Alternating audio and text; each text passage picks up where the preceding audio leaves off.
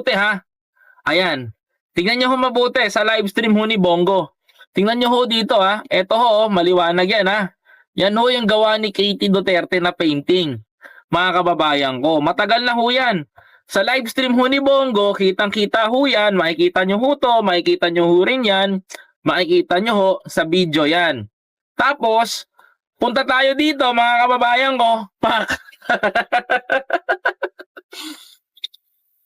Kasama ho ni Alice ni Pangulong Duterte yung mga operator po ng Pogo, especially Mayor Alice Guo and President Duterte and the painting. It means mga kababayan ko, Alice Guo visit former President Duterte sa kanyang bahay sa Davao, mga kababayan ko. Ayan ha, mahirap pong lusutan to, mga kapatid, sa totoo lang. Ayan ho, mga kababayan. Oh. Ngayon, mga kababayan ko,